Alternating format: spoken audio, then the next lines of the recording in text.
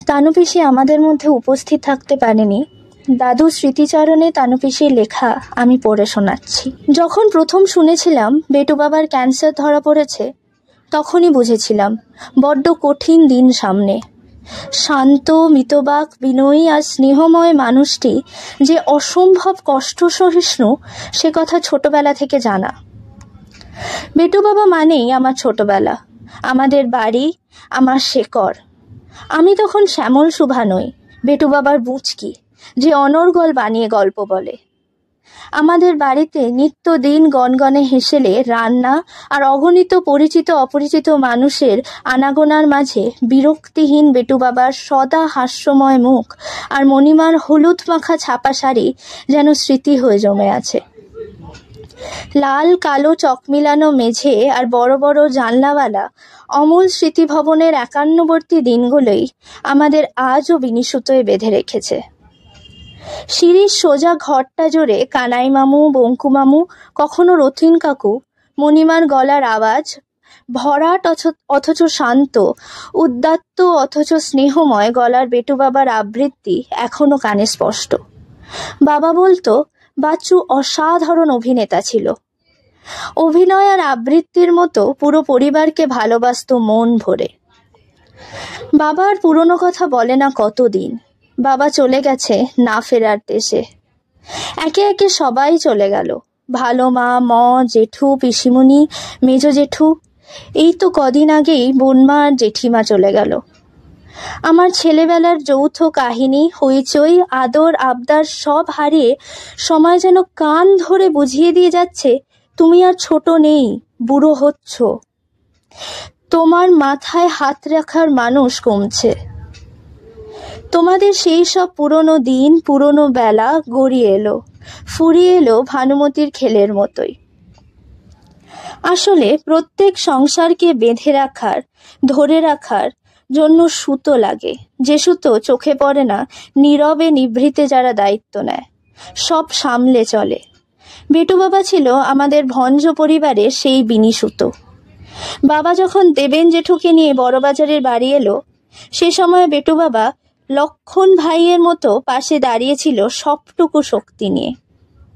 মা এখন অর্ধেক স্মৃতি বিস্মৃতির আড়ালে ভিন্ন এক সময়। বেটুকে স্মরণ করতে আজ আমরা সবাই এখানে এসেছি। আমাদের বেটু, আপনারা সকলেই তাকে চিনতেন, জানতেন অম্বর ভঞ্জ বা অম্বরনাথ ভঞ্জ নামে। আমাদের কাছে, আমাদের ভাই বোনেদের কাছে বেটু। এখন বেটুকে নিয়ে বলতে গেলে অনেক অনেক কথা বলতে হয়। ঠিক কোথা থেকে শুরু করব? বেটু বললেই মামনিও তাতে যুক্ত হয়ে যায়। আমাদের জীবনে বেটু মামনির আছে একটা বিরাট ভূমিকা। আজ আমরা ছড়িয়ে ছিটিয়ে নানা জায়গায়, নানা ব্যস্ততা, অনেক দায় দায়িত্ব নিয়ে সকলেই ব্যস্ত আছি। এক জায়গায় আগের মতো সবার আশাও হয়ে ওঠে না। কিন্তু আমাদের সবারই শৈশব, কৈশোরের অসাধারণ সুন্দর দিনগুলোর কথা আমাদের সকলেরই মনে ঘুরে ফিরে আসে। সেই দিনগুলো জীবনের যে ভিত্তি গড়ে দিয়েছিল, তার ওপরে ভর করেই আমরা যে যা হয়ে উঠেছি, তা পেছনে সেই সময়ের একটা বড় ভূমিকা আছে। আমাদের জীবনে বেটুর ভূমিকা বিরাট, অনেকটা একটা বড় বটগাছের মতোই। বেটু আমাদের পড়িয়েছে, অঙ্ক করিয়েছে, ক্রিকেট থেকে ছাদে ঘুড়ি ওড়ানো, সব কিছুতেই থেকেছে এবং হাতে ধরে শিখিয়েছে। আমরা অনেকে মিলে একসঙ্গে বড় হয়েছি। খুব শান্ত স্বভাবের ছিলাম না আমরা অনেকেই। বহু কীর্তি আমাদের ছিল, যা বড়রা বলতেন। এখনো আমাদের নানান সময়ে গল্পগাথার মধ্যে সেই সমস্ত দিনের কথা, আমাদের কীর্তি কাহিনীর কথা উঠে আসে। সেই সব দিনে বেটুকেই আমরা খুব ভয় পেতাম। বেটু যেমন মিশতে পারত, খেলার সঙ্গীও হতো, আবার বেটুর মধ্যে একটা গাম্ভীর্য ছিল। বকাও খেয়েছি দুষ্টুমির জন্য। বেটু সকলকেই খুব ভালোবাসত। বড়রা সকলেই আমাদের খুব ভালোবাসতেন।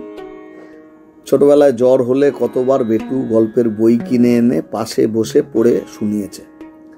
একানোরের গল্প বলছে বেটু, আর আমি জ্বর গায়ে শুয়ে আছি মেদিনীপুরের বাড়ির নিচের ঘর, মানে দিদুর ঘরের খাটে। লিখতে লিখতে সেই স্মৃতি ফিরে এলো। আবার ড্রয়িং কম্পিটিশনে যেতে হবে। বেটুরই উদ্যোগে আমাদের নাম দেওয়া হয়েছে। তার প্রস্তুতির জন্য ছবি আঁকতে বসিয়েছে। আবার আবৃত্তি প্রতিযোগিতায় যেতে হবে, তার জন্য আবৃত্তি করতে শিখিয়েছে। আমি একবার এরকমই প্রস্তুতিতে গাছ এঁকেছিলাম। কাণ্ডের ওপরে বাকি ডালপালা পাতা এইসবের জায়গাটা একটা আয়তক্ষেত্র তার আকৃতিতে করা। কেন এমন আকৃতি এঁকেছিলাম কে জানে। বেটু ছবিটা কারেকশন করে দেখিয়ে দিয়েছিল যে গাছ কেমন হয়, কিভাবে আঁকতে হয়। টেলিকুয়েড ব্যাডমিন্টন, ওপরের লম্বা ঘরের মধ্যে বা নিচে ছোট্ট বাগানের লাগোয়া জায়গায় ক্রিকেট বেটু আমাদের সঙ্গে সময় পেলেই খেলেছে। আমাদের আনন্দ দেওয়ার জন্য, খুশি করার জন্য, নানা কিছু শেখানোর জন্যই বেটু এত সব করত। একবার আমরা সুতোয় মাঞ্জা দিলাম নিজেরা।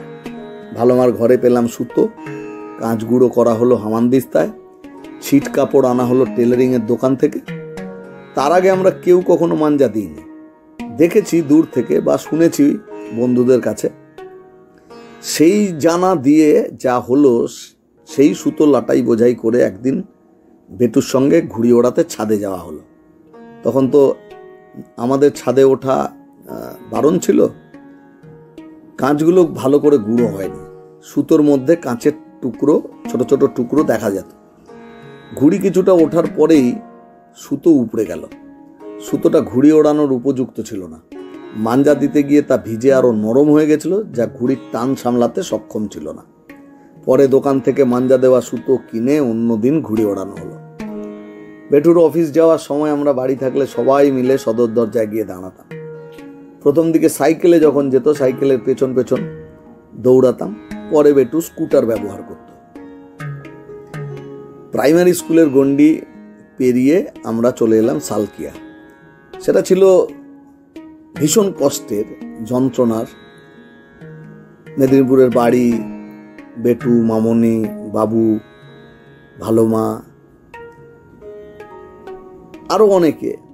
তখন টুটুলো বাইরে, বুবা আছে, মাসিমণি, মেসমশাই, রীতা, মিতা, মেজমামু, মামনি, বাবিনও সম্ভবত হয়েছে তখন, নাকি হয়নি আমার ঠিক সেটা খেয়াল নেই। এই চলে আসবার পরে স্কুলের ছুটি পড়লেই ব্যাগপত্র নিয়ে মেদিনীপুর। গোটা স্কুল জীবন আমাদের এইভাবেই কেটেছে। ছুটি মানেই দেদার মজা, সবাই মিলে থাকা। সেই দিনগুলোর কোনো তুলনা হয় না। সালকিয়া, পরে পাতিপুকুরের ছোট্ট বাড়িতে থাকার সময়ও বেটু, মামুনি এসেছে অসংখ্যবার। তখন তো টেলিফোন ছিল না। বড় মামুর কোয়ার্টারে শুধু টেলিফোন ছিল, চিঠি লেখার রেওয়াজ ছিল, নিয়মিত চিঠির আদান প্রদান হতো। মাধ্যমিক পরীক্ষা দিয়ে প্রথম একা মেদিনীপুর গেলাম। বেটু তখন কতুলপুরে ট্রান্সফার হয়ে গেছে, বাড়িতে শুধু ভালোমা। আমি যেদিন গেলাম, বেটু তখন এসেছে নাটকের একটা শোয়ের জন্য। বেটুর এটাও একটা দিক জীবনের, যে ভালো অভিনেতা ছিলেন এবং নাটকের দল, কালচারাল অর্গানাইজেশন নিশান, সেই নিশানের সঙ্গে যুক্ত। পরবর্তীকালে অন্যান্য সংগঠনের সঙ্গেও যুক্ত ছিলেন। সেবারে নিশানের পক্ষ থেকে হয়েছিল বিদ্যাসাগর হলে রবীন্দ্রনাথের রক্তকরবী নাটক। তাতে বেটু অভিনয় করেছিল। দেখলাম সেই নাটক। এরপরে সেবার বেটুর সঙ্গেই যাই মেদিনীপুর থেকে কতুলপুর। ওখানে বেশ কিছুদিন থেকে তারপর ফিরে আসি কলকাতায়। এই প্রসঙ্গেই মনে পড়ে যে ছোটবেলায় মেদিনীপুর থেকে ফেরার সময় সাধারণত বেটুই আমাদের নিয়ে আসতো। ট্রেনে করে আসতাম। আসার সময় বড়দের দেওয়া কিছু টাকা আমাদের পকেটে থাকতো। তো একের পর এক হকার যখনই উঠতো, তখনই আমরা পকেটে হাত ঢোকাতাম কেনার জন্য। বেটু মুচকি হাসতো আর কিনে দিত। পকেট থেকে আর হাত বার করার বা পকেটে হাত ঢোকানোর দরকার হতো না। আমার প্রথম বেড়াতে যাওয়া বেটু মামনির সঙ্গেই। বাবু তো ছিলই, সম্ভবত বুম্বা তখনও হয়নি। দক্ষিণ ভারত যাওয়া হয়েছিল, প্রায় 1 মাসের ট্যুর। আজও তার স্মৃতি অমলিন হয়ে আছে। বেটু আমাদের অভিভাবক ছিল। জীবনের নানা সংকটে সিদ্ধান্ত গ্রহণের ক্ষেত্রে বেটুর সঙ্গে কথা বলেছি, মত নিয়েছি। অনেকটা বড় হওয়ার পরেও বাবাকেও দেখেছি বেটুর সঙ্গে কথা বলতে, বড় মামুর সাথে কথা বলতে। বেটু সারা জীবন অনেক দায়িত্ব পালন করেছে, নীরবে, হাসি মুখে। কখনো নিজের কথা তেমন একটা বলেনি। বেটু আছে মনে, মানে একটা ভরসার জায়গা আছে, একটা স্তম্ভের মতো। আজ বেটু নেই। আমাদের আগের প্রজন্মের অনেকেই আজকে আর নেই। জানি না তাদের মতো আমরা হতে পারবো কিনা, তবে তাদের মনে রেখেই তাদের যোগ্য হওয়ার চেষ্টা করতে হবে আমাদের। আর তার মধ্যে দিয়েই বেটু আমাদের কাছেই থাকবে। দাসের কিছু কথা। Chasing my hero's shadow. It's very difficult to recall my first memory from when I tried to copy Betu's every move. But not only me, our brothers were also in line. That was probably in 1972. They were going to play Marit Shambad. To me, it was a dream. Actors performing a drama on stage, whom I knew so well. I can't recall the storyline, but Betu's role as a Sahib touched me so deeply that I often rehearsed the role. Nishan Club was his club, and we very often participated in their different programs. The first recitation I learned was from Betu. Actually, everything I learned is a gift from my Mama Bari. But Betu was my first teacher. So many memories are crashing into each other that it's impossible to pick just one from the bunch. Throughout my life, I have been chasing my hero's shadow, and I will continue to do so. অনেক অভিন্ন হৃদয় বন্ধু যিনি শেষ অবধি ওনার সাথে ছিলেন। আমি সেই অসিত কাকুকে ডেকে নেব কিছু স্মৃতিচারণের জন্য। আমার মনে আছে যেদিন ছোট কাকুর শবযাত্রা বেরিয়ে যাচ্ছে ঘরের করিডোর দিয়ে, সেদিন উনি বললেন, জানিস আমি সবাইকে বলি আমার কাছে কোটি টাকা, তোদের কাছে হয়তো কোটি টাকা আছে, আমার কাছে আমার বন্ধু আছে, ভঞ্জ আছে। সেই কথাটা আমার সেদিনকে এত স্ট্রাইক করেছিল। সত্যি কত দামি কথা। বন্ধুত্ব যে কী জিনিস সেটা আমরা সবাই উপলব্ধি করি, যে একজন ভালো বন্ধু সেটা সব কিছুর ঊর্ধ্বে। আমি অশোক কাকুকে ডেকে নিচ্ছি, অসিত কাকুকে ডেকে নিচ্ছি।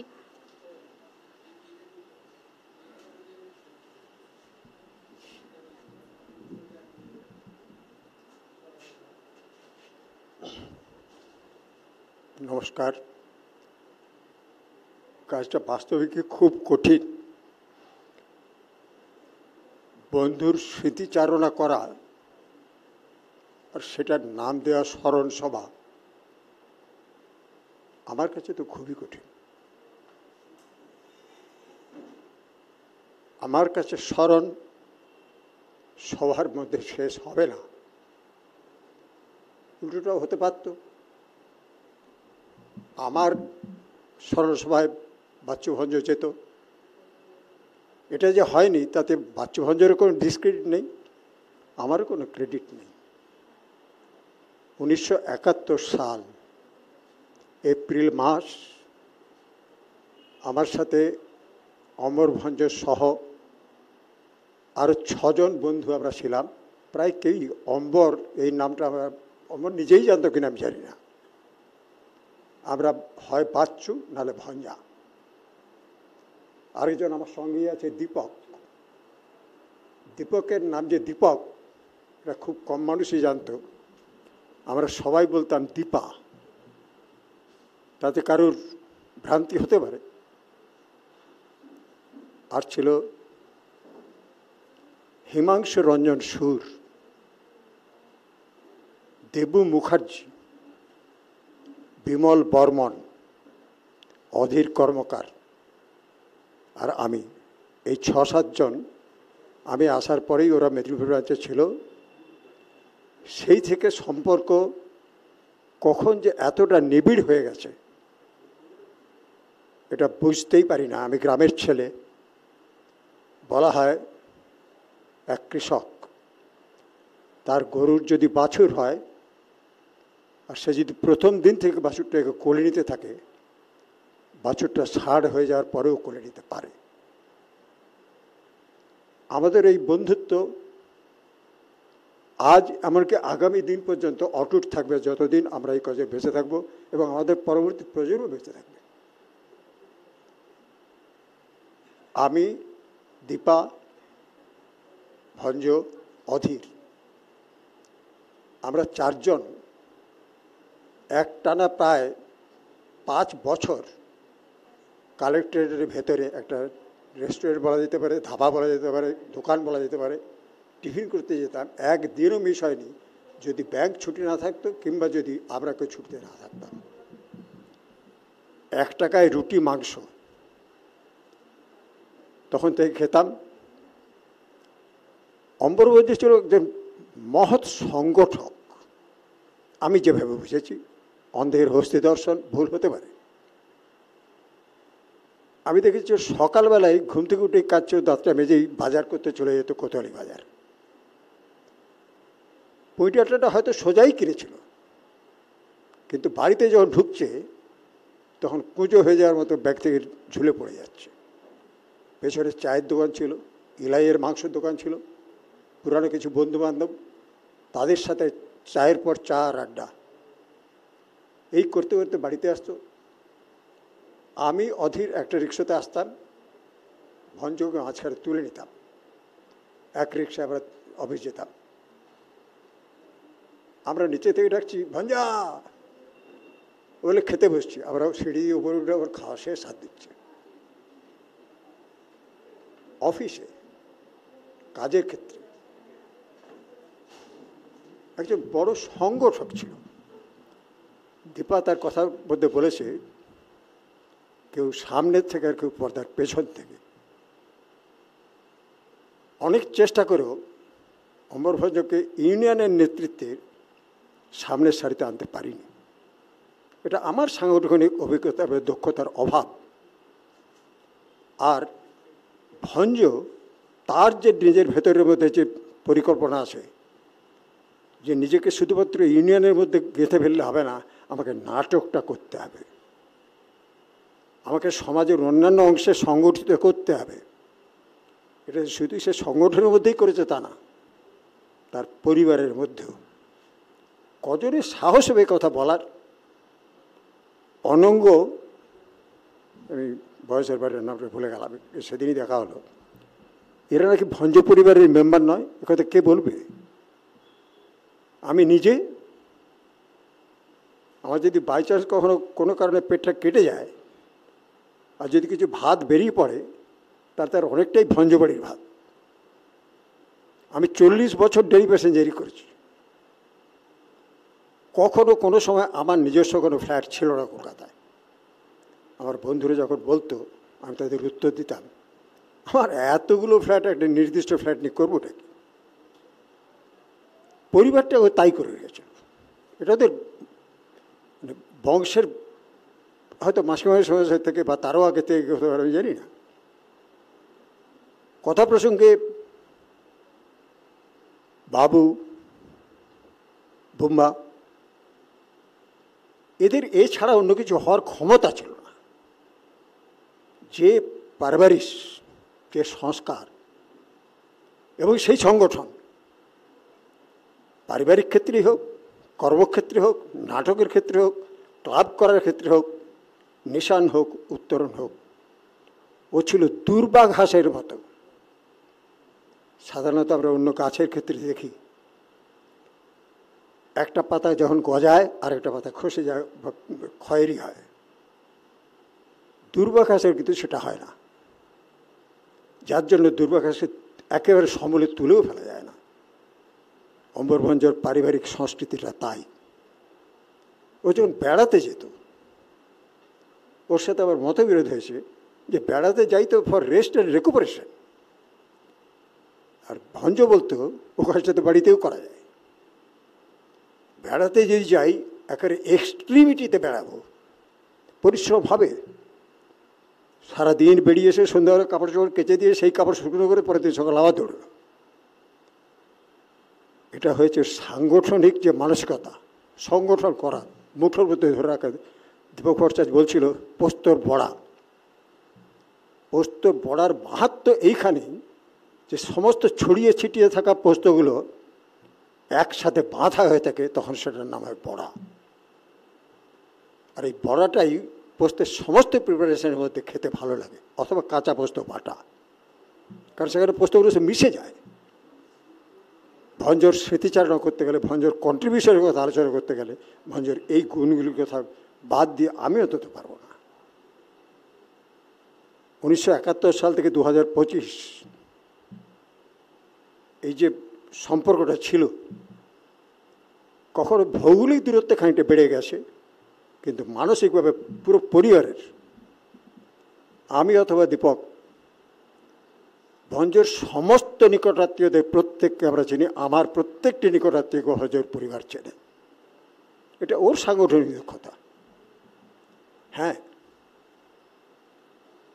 মেজদার মেয়ে বললো কথাটা, আমি যে কথাটা বলেছিলাম, এখানেই বসে আছে অরুণাভ সিনহা, অরুণাভ গুপ্ত, ডালহাউসি ব্রাঞ্চে একসাথে কাজ করেছে, সামান্য একটা ব্রাঞ্চে কিছুদিন কাজ করেছে। ভঞ্জর সাথে মেশার পর, সম্পর্কে যুক্ত হওয়ার পর, আমাকে বললো, অসিত, এই ভঞ্জটা তোর বন্ধু, কি অসামান্য মান মানুষটার। আমি তখন বলেছিলাম যে অনেকে গর্ব করে আমার 100 ভরি সোনা আছে, 1000 বিঘে জমি আছে। আমি বলি আমার অমর ভঞ্জর মতো একটা বন্ধু আছে। অমর ভঞ্জের চরিত্রটাই চাইছিল নিজেকে পেছনে। আপনারা যারা নাটকের সঙ্গে যুক্ত হয়ে অনেকে এসছেন, ওর নাটকে অভিনয় যে বিরাট কিছু করেছে তা বোধহয় করেনি। নাটকটাকে সংগঠিত করেছে। একাঙ্ক নাটক প্রতিযোগিতা আছে গোটা মেদিনীপুর জেলা জুড়ে, কে আসেননি? ঋত্বিক ঘটক থেকে শুরু করে সমস্ত প্রথম সারির নাট্য অভিনেতা তারা এখানে এসেছেন। এবং তার নেপথ্যে ছিলেন যেমন নির্মলদা ছিলেন, অরুণদা ছিলেন, তেমনি অমরভঞ্জও ছিল। অমরভঞ্জ বেসিক্যালি ওইটা বুঝতো যে নাটকে লোকশিক্ষা হয়, সেই জন্যই নাটক নিশানে কোনো কারণ, যে কোনো কারণই থাকে না, কোনো যুক্তিতে ও থাকতে পারেনি, উত্তরণ তৈরি করেছে। তারপরে বিভিন্ন কারণে কলকাতায় চলে আসতে হয়েছে। আমি হয়তো একটু বাড়িয়ে করে ফেলছি, যদিও ক্লাবগুলো পেত। ওর বন্ধু বিবেক তার বক্তব্যের মধ্যে বলেছে, বঙ্কুর কথা বলেছে, আরেকজনের কথা না বললে আমার কাছে অন্যায় হয়ে যাবে, কানাই, বঙ্কু, কানাই, সুভাষ, বাচ্চু, ও 24 ঘন্টায় সবগুলো কিন্তু কম্পার্টমেন্ট আলাদা। আমরা একটা অফিস কম্পার্টমেন্ট, একটা নাটক কম্পার্টমেন্ট, একটা লাইব্রেরি কম্পার্টমেন্ট, এইসব মানুষ দিয়ে, অর্থাৎ সব জায়গাটাতেই সংগঠিত করার যে কলা, যে এইটা ওর মধ্যে অবশ্যই ছিল। এটা খুব কঠিন কাজ। আমি বিরক্তির হবে, প্রত্যেকের সমস্যা থাকতেই পারে। একটি কথা একটু আমি বলছিলাম, না বলে পারছি না। আমরা রিটায়ার করার পরেই সবাই টিতে যাই। 60-এ রিটায়ার করি তো, 61, 62, 63, 64 আমরা টিতে থাকি। 68 বছরের পরে আমরা তোরে যাই, 69, 70, 71, 72, 78-এর পর আমরা 80-তে যাই, 79, 80, 81, 82 এইভাবে। আশা করেছিলাম অমরভঞ্জ বইতে যাবে, 89, 90, 91, 92 বইতে যাবে, ওটা পারল না, 80-তেই থামলো। আমি দীপা চেষ্টা করবো যদি বইতে যেতে পারি, ইচ্ছে করতে তো আপত্তি নেই, টাকমাথার লোকে তো চিরুনি কেনে। আমি সেই কারণেই বলছি, অমরভঞ্জ স্মরণ সভা হতে পারে, স্মরণ যারা একবার অমরের বাচ্চু ভঞ্জের সান্নিধ্যে এসেছে তাকে স্মরণ না করে পারবে এত বড় মানুষ, শক্তিশালী বোধহয় নেই। সেই জন্য জন্মের পরে বাবা মা বা গুরুজনেরা নামটা দিয়েছিলেন অম্বর। আর আমার মনে হচ্ছে ওর বটাকে আমি শেষ করে ওর নামটা থাক অমর ভঞ্জ, আমাদের কাছে অমর হয়ে থাকবে। তার কাজের মধ্যে, তার মেলামেশার মধ্যে, তার জীবনশৈলীর মধ্যে, মানুষের সাথে সম্পর্ক গড়ার ক্ষেত্রে আমরা যদি পারি, পরবর্তী প্রজন্মে যারা থাকবেন তাদের কাছে কিছু ছড়িয়ে দিয়ে যায় অনুকরণ করার জন্য। সবাইকে নমস্কার জানিয়ে আমি বক্তব্য শেষ করলাম।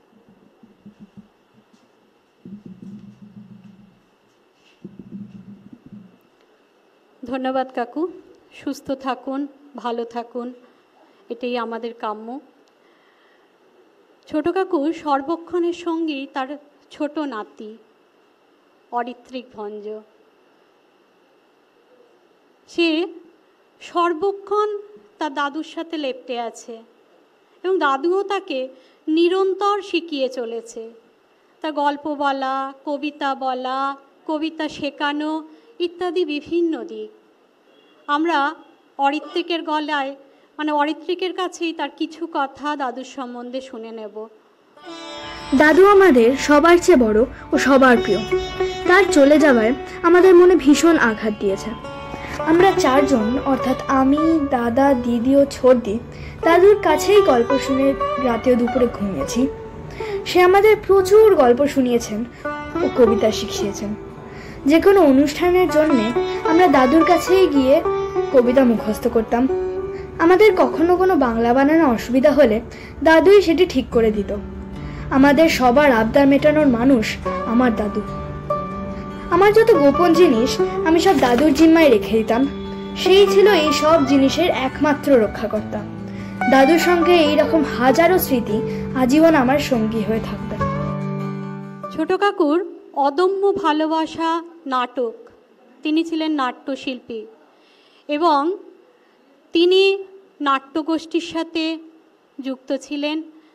তো আমি রবীন কাকু, মানে মাননীয় রবীন্দ্রকে ডেকে নেব নাট্য সংক্রান্ত স্মৃতিচারণের জন্য।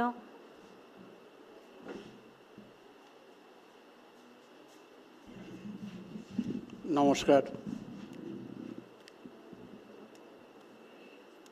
ভঞ্জদা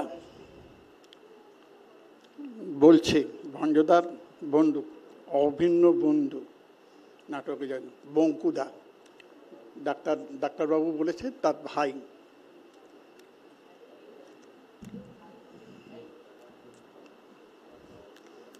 বঙ্কুদা বলছে, বাচ্চুদা 86 সালে রবীন্দ্রনাথের 125 বছর পূর্তি উপলক্ষে রক্তকরবী নাটক।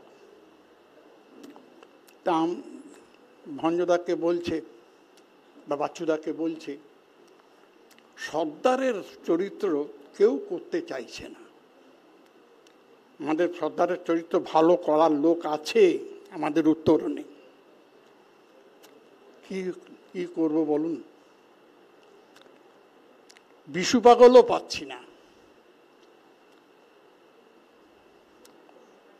তখন আমাদের যে পরিচালক, ও বলছেন, এই রথিন তুই বিশু পাগল কর, জাস্ট এই ল্যাঙ্গুয়েজ। সদ্য গান শেখা, গানও ভালো গাইতে পারত না।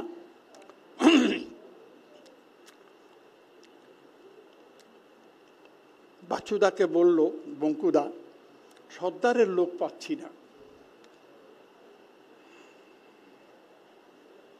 পাচ্ছিস না?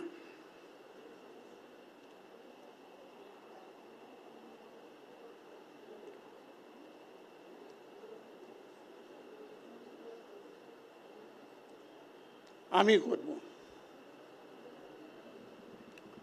করব।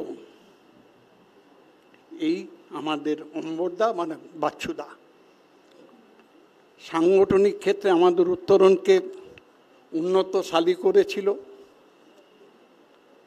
শ্রম দিয়ে, বুদ্ধি দিয়ে, নাটক করে। ভঞ্জদার সঙ্গে আমার সম্পর্ক 83 সালের উত্তরণ থেকে। আমি তখন হুগলির ছেলে, সদ্য মেদিনীপুর এসেছি ব্যবসার কারণে। নাটক প্রিয়, নাটক ভালোবাসি। নাটক দেখতে গিয়ে, সীতাহরণ নাটক দেখতে গিয়ে দলটার খোঁজ পাই। তারপরে ফলে ভঞ্জদা নাটক দলের যে কি নিশানও ছিল, কৃষি সংসদও ছিল। লালুদার সঙ্গে এই কথা বললাম, প্রদীপদার সঙ্গে দুদিন আগে বললাম, একটা ক্যামেরা ছিল, তাই না? সেই ক্যামেরাটা নিয়ে যেখানে যেখানে প্রোগ্রাম হতো পাড়ার, ছবি তুলতেন। অনেককে আমাদের এই উত্তরণের দলের চলে ঢুকিয়েছিলেন, নিশানও করতেন। নিশানের খবর আমি জানি না কীভাবে করতো না করতো, কৃষি সংসদও করতেন। কিন্তু উত্তরণকে কলেবরে পৌঁছে দিয়েছিলেন অম্বরভঞ্জ। তার স্মৃতিচারণা করতে গিয়ে প্রথম বৌদির গান শুনতে পেলাম, খুব ভালো লাগলো। স্মৃতিচারণা নয়, মানুষের উত্তরণ ঘটবে, সেই কারণেই এই কথা বলে আমি শেষ করছি।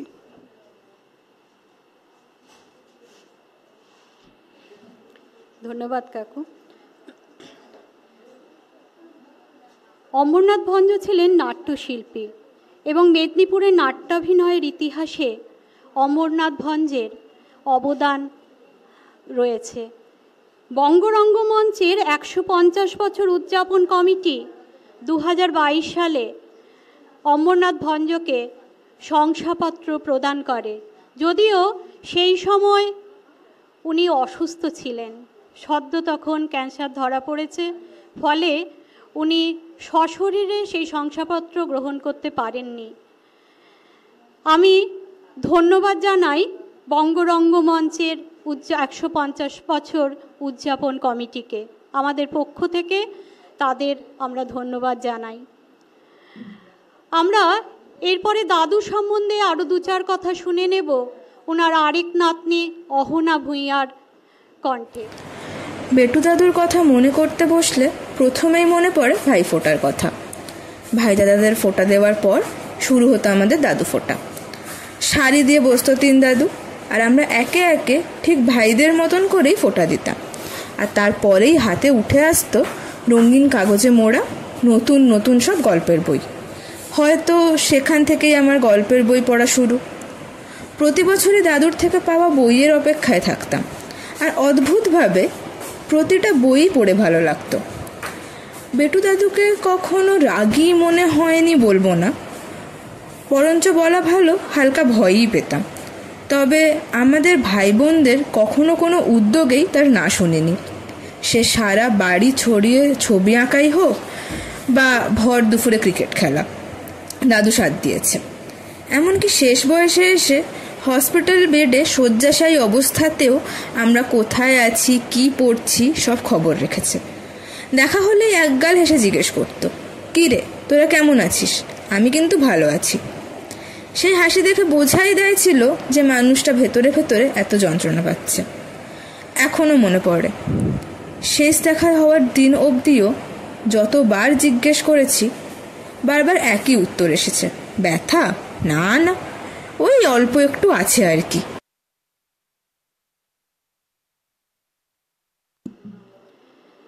আমি কাকুর আরেক নাট্য সহকর্মী শ্রীযুক্ত আলোকবরণ মাইতিকে ডেকে নেব কিছু স্মৃতিচারণের জন্য।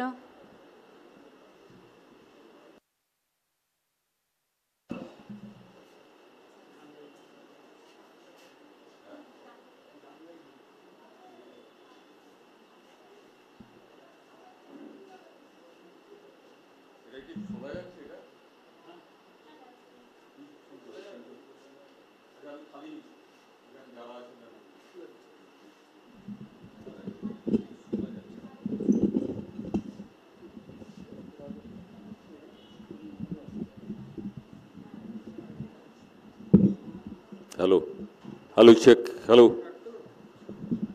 ঠিক আছে।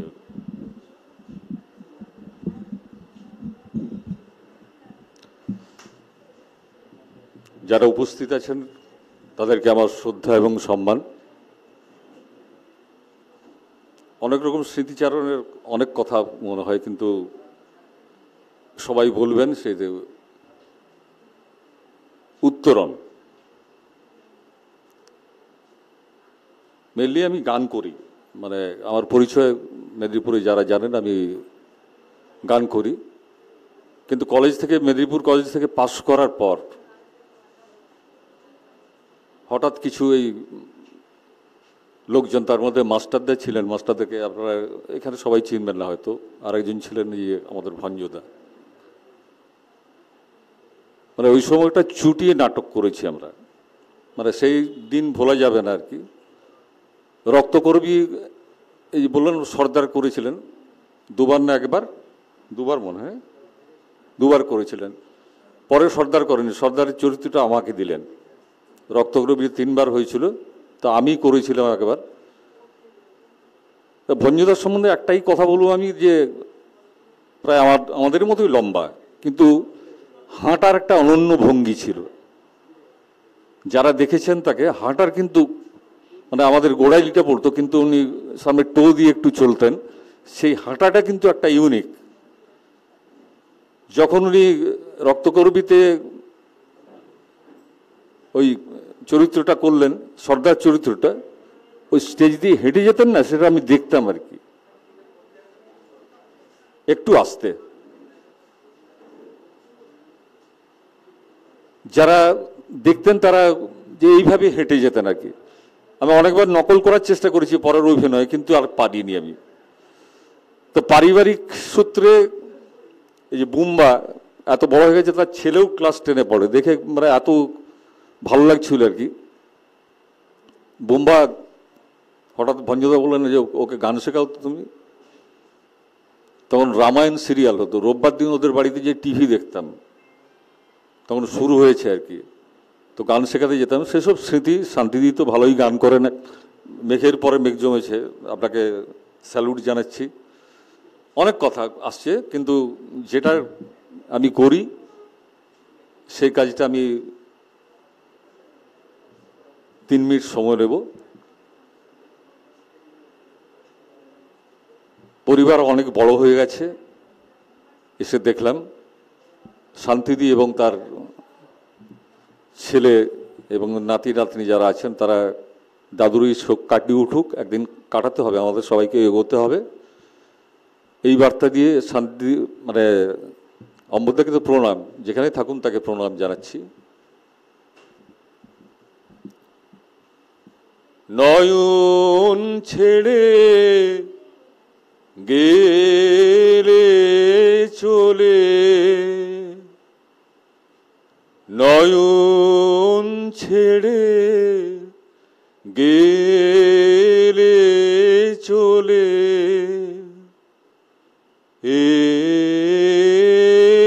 এলে সকল মাঝে, নয়ন ছেড়ে গেলে চলে,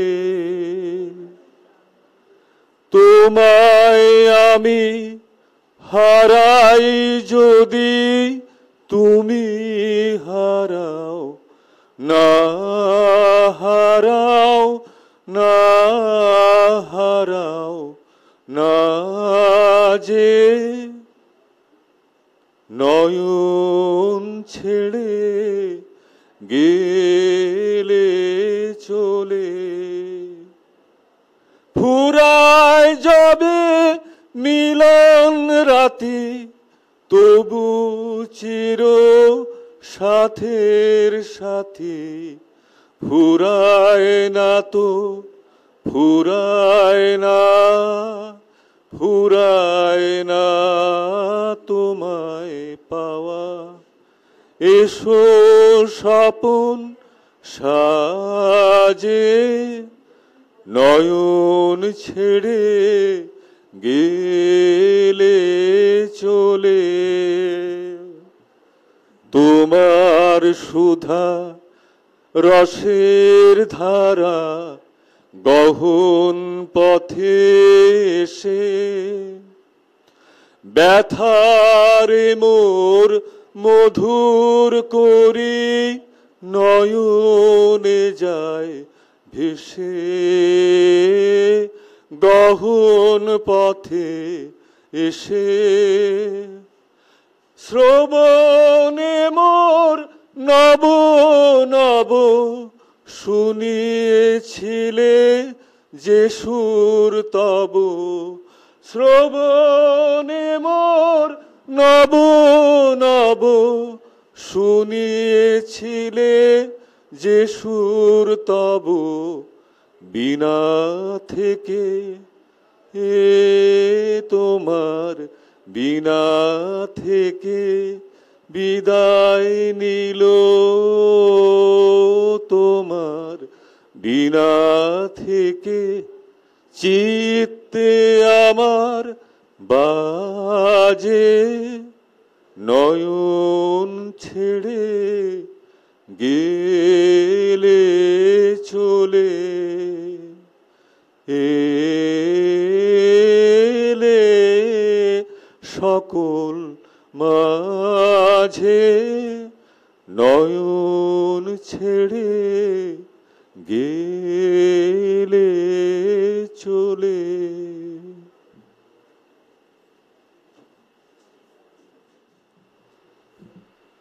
আমরা আরেক নাট্যবন্ধু প্রণব চক্রবর্তীর কিছু কথা আমরা শুনে নেব।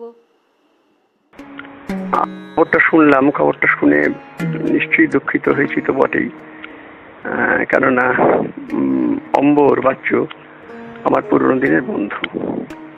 এখন ব্যাপারটা হচ্ছে কি যে ও আমার সহপাঠী ছিল না, আমার এমনকি আমার স্কুলেও পড়াশোনা করেনি, অন্য স্কুলে পড়তো। তো পৃথিবীতে যখন বড় হয়ে নিজে হাঁটতে শিখলাম, তো তখন রাজপথে খুঁজলে তো সকলে বন্ধু খুঁজে নেয়। স্বাভাবিকভাবেই আমরা যে কটি বন্ধুকে পেয়েছিলাম তার মধ্যে অন্যতম হচ্ছে অম্বর। এবং একটু কথা এখানে না বললে নয়, সেটা হচ্ছে যে অম্বরের বাড়িটা আমাদের কাছে একটা মোটামুটি খুব আদর্শ বাড়ি বলে ছিল। অনিল্লা থেকে আরম্ভ করে অম্বর অব্দি ছিল মানে কি এখনো আছে, ওখানে আমাদের যাতায়াত ছিল। সেই সূত্রে ওর সঙ্গে আমার মানে মেলামেশা হলো, আলাপ হলো। তারপরে ধরো নিশান, আমাদের ওর নিশানটা হতো, সেই নিশানের আমি তো ছিলাম একজন সদস্য একটু পরে, আর তার আগে ওরা সেটা নিশানটা তৈরিও করেছিল। তো নিশানেও আমি গেলাম। নিশানে স্বাভাবিকভাবে বুঝতে পারছো যে পৃথিবীতে বন্ধু তার নিজেই খুঁজে নেবে কাকে, সেদিক থেকে সেটা গেলাম নিশানে। নাটক করা, প্রগতিশীল বিভিন্ন আন্দোলনের মধ্যে থাকা, সেটা আমার চলছিল। এবং মানে রেগুলার বন্ধু নয়, পাড়ার বন্ধু নয়, রকে বসে আড্ডা মারার বন্ধু নয়, সেরকম আমরা পাইনি। তবে ওর সঙ্গে আমার একটা বেশি আলাপ হয়েছিল এই কারণেই যে ও স্টেট ব্যাংকে যখন কাজ করতো তখন ও খুব একটা ভালো পদে ছিল, আর আমি আমি মেদিনীপুর কালেক্টরেট ট্রেজারিতে থাকার মানে জন্যে স্টেট ব্যাংকের সঙ্গে ট্রেজারির সম্পর্ক মধুর ভালোবাসার সম্পর্ক। বঙ্গীয় আমাদের যেটা বঙ্গ করেছিল নাট্যমঞ্চ, 150 বছরের নাট্যমঞ্চ, আমরা তো বঙ্গে 17 বর্ষও করেছিলাম, নাট্য করেছিলাম। সেখানে ওকে আমরা সম্বর্ধনা জানাই, যারা 100 বর্ষে ছিল তাদেরকে সম্বোধনা। তার মধ্যেও তো আসতে পারিনি। আমি লালুর কাছে শুনলাম যে ওর খুব শরীর খারাপ, সব পুরনো কথাগুলো মনে পড়েছিল। এই জন্যই মনে পড়ছে বলছি, ও খুব রসিক ছিল। মানে রসিক মানে কি জানো, এমন একটা কথা তোমাকে শূন্য মুখে বলে দেবে, সেটা তুমি যদি ঠিক মতো অনুধাবন করতে না পারো তাহলে তুমি হয়তো ভাববে আমাকে স্যাটায়ার করছে, বিদ্রুপ করছে। কিন্তু আমরা যেহেতু একটু নাটক ফাটকারী লোক বলতে পারো, তো সেই সূত্র থেকে ওর কথাগুলোকে অন্তত আমি খুব বুঝতাম, পরে পরে কথা হতো এই অবধি। এবং বিভিন্ন যে সমস্ত ঘটনা ঘটেছে, বিভিন্ন আন্দোলন, নিশানকে কেন্দ্র করে আরো বড় জায়গার আন্দোলন, সেখানে বিভিন্ন জায়গায় আমরা কাজ করেছি। তারপরে তো ধর অনেকটা সময় চলে গেছে, বয়সও আমার হয়েছে, সেখানে আর দেখা সাক্ষাৎ হয়নি। তারপরে সেই মর্মান্তিক খবর হয়তো সকলেই বলবে, আমিও বলি যে ইয়েতে চলে যাবে, মানুষ তো জন্মেছে যখন মারা যাবে। কিন্তু আমরা তো আমাদের প্রিয়জন, আমার প্রিয় বন্ধু, আমার কাছের মানুষকে আমি বলতে পারি আর একটা দিন থাকো, রোজই ওই আজ নগদ কালধারের মতো একটা দিন থাকো বলতেই তো পারি, কিন্তু আমি বললেই তো হবে না। পৃথিবী তার নিজস্ব নিয়মে চলবে, বিজ্ঞান তার নিজস্ব নিয়মে চলবে। তাই আমি নিশ্চিতভাবে সেটাকে অনুভব করছি। কারণ অনুভব করছি এই জন্যে, আমারও তো রিজার্ভ ইয়েতে আমি আছি, রিজার্ভ সিটে আমি আছি। কখন সিট পাবো আমি চলে যাবো আমি নিজেও জানি না। যতদিন থাকা যায় বন্ধু বান্ধবের সকলের সঙ্গে, প্রগতিশীল মানুষদের সঙ্গে যদি মেশা যায়, তার থেকে আর আনন্দের বলে কিছু আছে বলে মনে করি না। আমরা তোমাদের পরিবারকে আমি আমার মানে শোক সন্তপ্ত মানে দুঃখ জানাচ্ছি, শরিক হচ্ছি এই ব্যাপারে। উপায় নেই। এবং জীবনে এটা উপদেশ নয়, জীবনে যতদিন বেঁচে থাকবে সবসময় চেষ্টা করো সৎ পথে থাকার এবং সংগ্রামকে, সত্য সংগ্রামকে মদত দেবার। কারণ আমরা ছোট থেকে ওইটা শিখেছি। প্রথমেই যেটা বলেছিলাম সেইটা বলেই শেষ করি, যে অনিলভঞ্জ থেকে আরম্ভ করে অম্বরভঞ্জ, ওই যে ঘরটা বড় বাজারের মধ্যে ঘর, ওই ঘর আমাদের অনেক কিছু শিক্ষা দিয়েছে ছাত্রাবস্থা থেকে। ঠিক আছে। আমরা 72 সাল তখন ওই একেবারেই 1 বছরও হয়নি, সেই সময় আমরা বঙ্গ রঙ্গমঞ্চের 100 বছর মেদিনীপুর একটা কমিটি হয় এবং সেইটাকে নিয়ে আমরা নেচে উঠি আর কি। সেইটা ধরো খুব বড়সড় একটা আয়োজন হয়েছিল। তাতে আমাদের যারা সিনিয়র, অরুণ মাইতি, বাসুদা, আজাদ দা, এরা সব ছিলেন, আর আমরা তো অবশ্যই ছিলাম। আমরা আমি, বাচ্চু, ভুমকু আর অনেক এরকম আরো অনেকে, আমরা বঙ্গরঙ্গমঞ্চের 100 বছরের যে কমিটি তার ফোররানার ছিলাম। ঠিক আছে, কথাটা এই কারণেই বললাম যে বাচ্চু আর আমাদের প্রিন্সিপাল নাম, ঠিক আছে, ওই সময়টা ছিল, আমরাও ছিলাম। এবং আমরা ধরো তখন ছোট্ট, আমরা প্রায় রাত্রিটা ঠান্ডা 72 সাল, তখন 72 সালের ডিসেম্বর মাসে শতবর্ষ হয়েছিল। তো সেই অনুষ্ঠানটা আমরা বিদ্যাসাগর হলের মাঠে কাটিয়েছি, মেলা বেঁধে। কি বলে, তখনকার দিনে এত তো এখনকার মতো দোষানো ব্যাপার ছিল না। যাই হোক, তো সেটা তারই মধ্যে ঠান্ডা লেগে গেল। এটা একটা পার্ট আমি উল্লেখ করলাম এই কারণেই যে পরবর্তীকালে আমরা ধরো ওই বঙ্গরঙ্গমঞ্চের 150 বছর হলো 2022 সালের 7ই ডিসেম্বর। আবার ওই বিদেশে আমরা অনুষ্ঠান করলাম। তা আমরা চেয়েছিলাম, আমি পার্সোনালি বাচ্চুকে অনুরোধ করেছেন, কিন্তু বাচ্চু শরীর পারমিট করেনি, আসতে পারেনি। তো আমরা তখন বাচ্চুকে একটি সম্বর্ধনা, বাচ্চু সহ আমাদের আমরা যে কজন পাওয়া আমরা পেলাম। কি বলবো, উল্লেখ করার মতন এটা একটা ব্যাপার যে বঙ্গরঙ্গমঞ্চের 150 বছরে আমরা যারা 100 বছরের কমিটিতে যারা জীবিত ছিলাম, তাদের কয়েক পিসের মধ্যে বাচ্চু চলে গেল।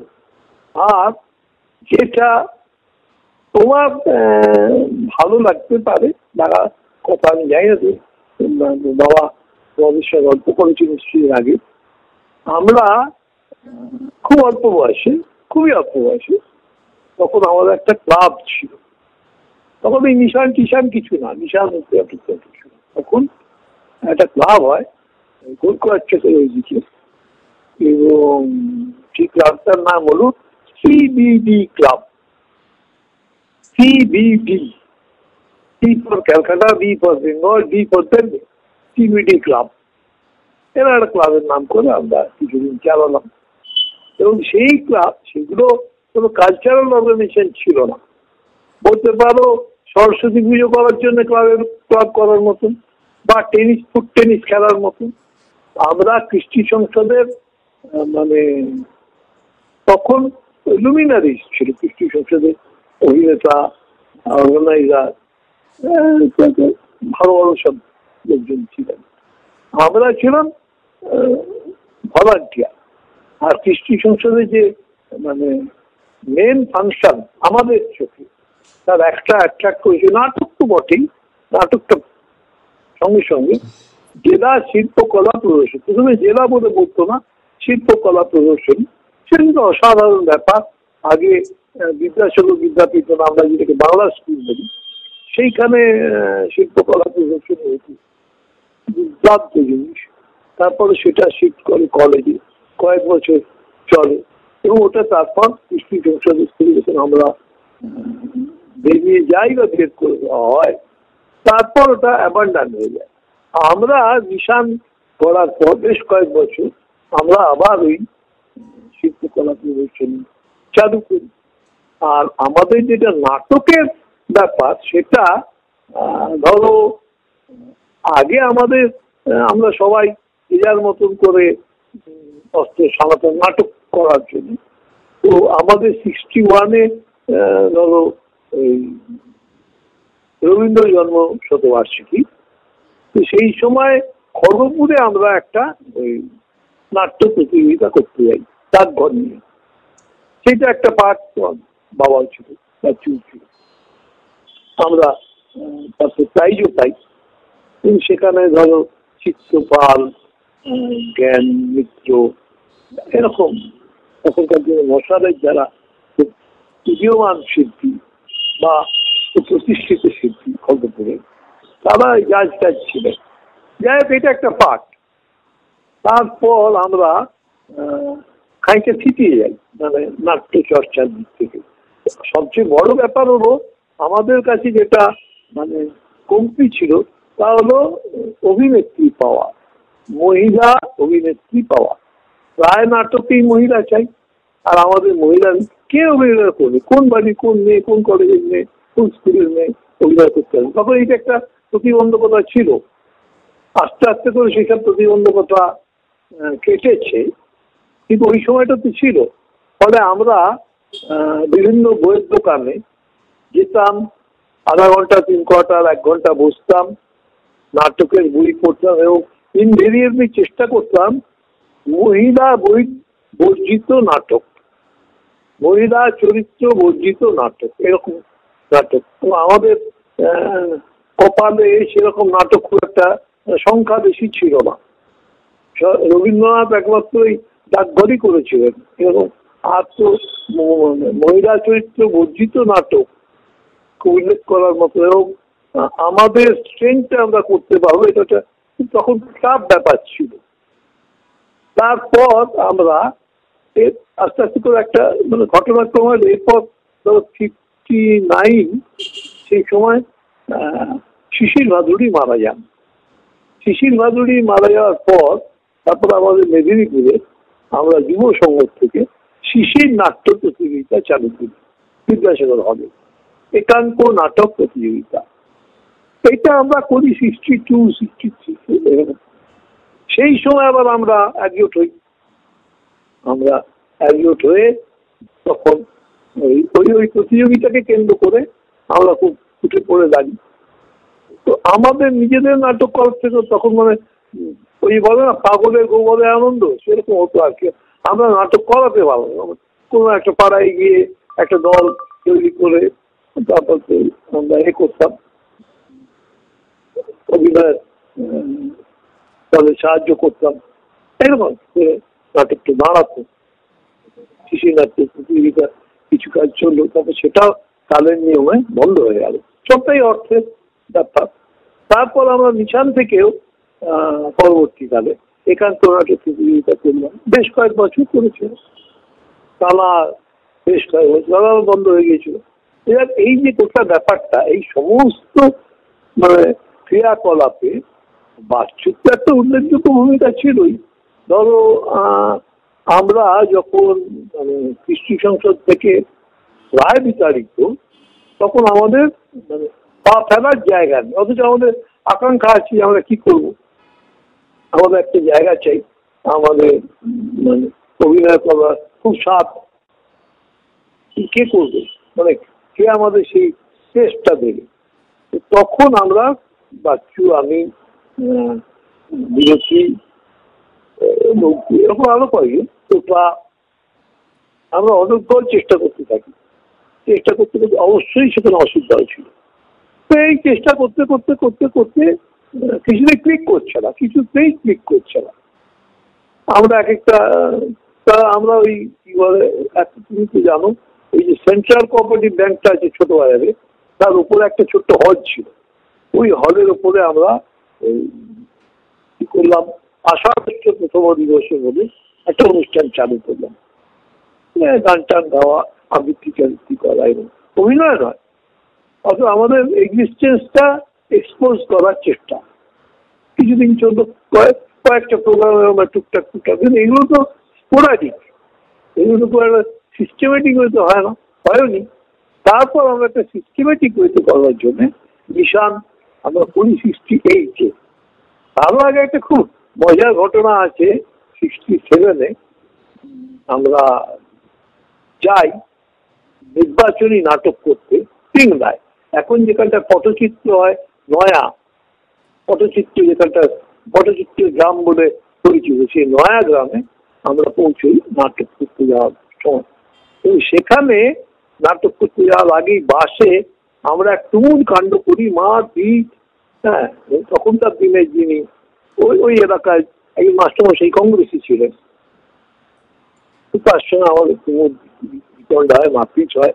তারা এবারে খবরাখবর করে ওই নয়া গ্রামে যখন বাসটা পৌঁছল, তখন বাস ঘেরাও করে আমাদের নামায় এবং ন্যাচারালি ম্যান হ্যান্ডেল করার চেষ্টা করে, পারেন আলটিমেটলি সেটা হয়নি।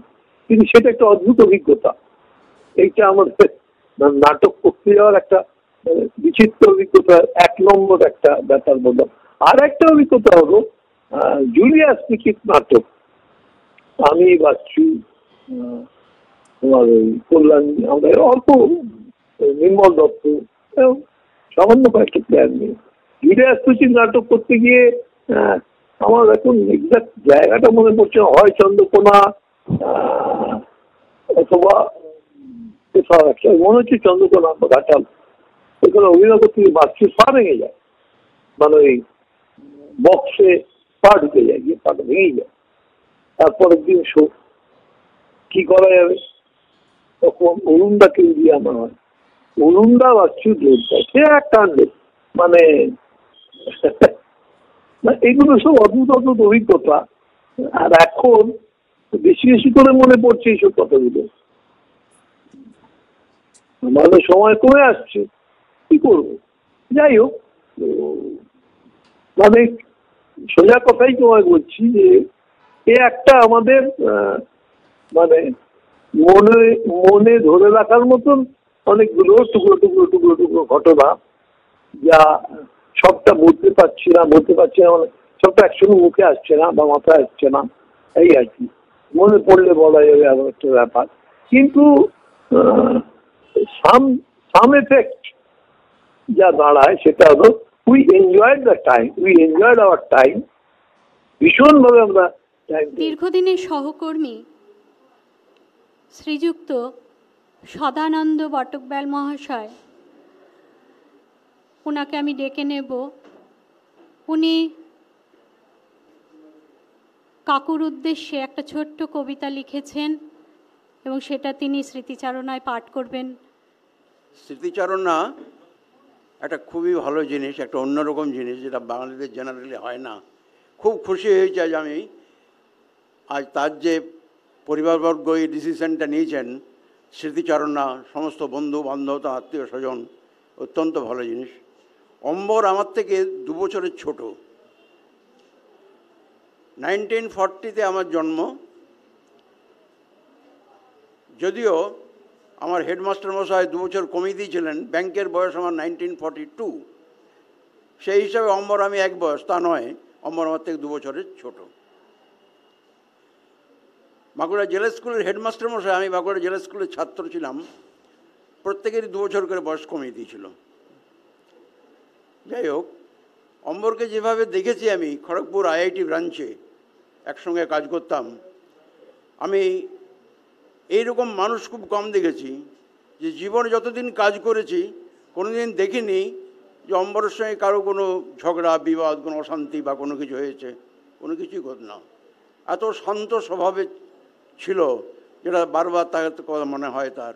তাই অসিত যখন আমাকে ফোন করে বলল যে বটা, বটব্যাল টাইটেল আমার, আমাকে ব্যাংকের সবাই বটা বলেই বেশি ডাকে, বটা ভাই বলেই সম্বোধন করে, বটা তুই আসবি। তখন আমি ভাবলাম ডিসিশন নিলাম না, নিশ্চয়ই যাব। যদি আমি শখের বাজার বেহালায় থাকি অনেকটা দূর, তবু আমি এলাম, কারণ অম্বর ভঞ্জ বলে।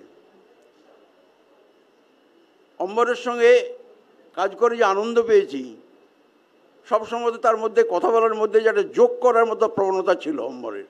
ভালো রান্না করতে পারত, অনেক গুণ ছিল, শুধু হাঁটার সময় মনে হতো যেন একটু লাফিয়ে লাফিয়ে হাঁটে, এইটা অম্বরের মধ্যে ছিল। আমি একটা বেশি কথা বলবো না, অনেক বলা হয়েছে। আমি একটা কবিতা লিখেছি, কারণ আমি এখনও অনেক কবিতা লিখতাম আগে, বয়স হয়ে গেছে অনেক, তো তবুও এখনও লিখি। আমাদের স্টেট ব্যাংকে পেনশনার্স অ্যাসোসিয়েশন আছে একটা, খড়গপুর এই শখের বাজার ব্রাঞ্চ, সেখানে প্রায় 40-50 জন পেনশনার আমরা প্রতি বুধবার বসি আমরা। সেখানে একটা পত্রিকা বার করেছি, তার পত্রিকার নাম হচ্ছে সলতে। সে সলতেতে এখনও আমি মাঝে মধ্যে লিখি, এই কারণে লিখি যে ব্রেনটাকে সচল করার জন্যে। তাই অম্বরের সম্বন্ধে একটা কবিতা আমি লিখেছি, আপনাদের ভালো লাগবে কিনা জানি না, কারণ আজকে যে আমাদের এই প্রবহমান জীবন, এই জীবনে এই কবিতা সকলের সঙ্গেই মিলে যায় প্রায়।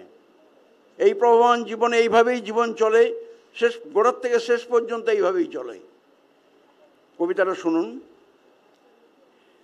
যেদিন তোমার স্টেট ব্যাংকে হলো অভিষেক, চাকরি নূতন, মনে কত আশা, নিত্য নতুন কল্পনার জালে একটি একটি স্বপ্ন বাঁধে বাসা। তখন তোমার উদ্দীপ্ত যৌবন সূর্য করে মধ্য গগন আলো, পিছনে ফেরার নেইকো অবসর, যা দেখছো তাই লাগছে ভালো। টাকা এলো, বাড়ি হলো, হলো নূতন গাড়ি, জীবন সাথী এলো জীবন সাথী। ঘোরের মধ্যে কাটলো কত বছর, স্বপ্ন ভেঙে খুঁজছো আতিপাতি। কিভাবে যে পেরিয়ে গেছে সময়, ঘড়ির কাঁটায় টিক টিক চলা। হঠাৎ তোমার চুল হয়েছে সাদা, এবার তোমার অবসরের পালা। এতদিন ব্যাংকে বসে করলে জমা খরচ, কিন্তু কোনটা জমার কি বা খরচ বুঝলে না তো ভাই। এবার তোমার জীবন থেকে চির অবসর, নূতন হিসেব শুরু হবে তাই।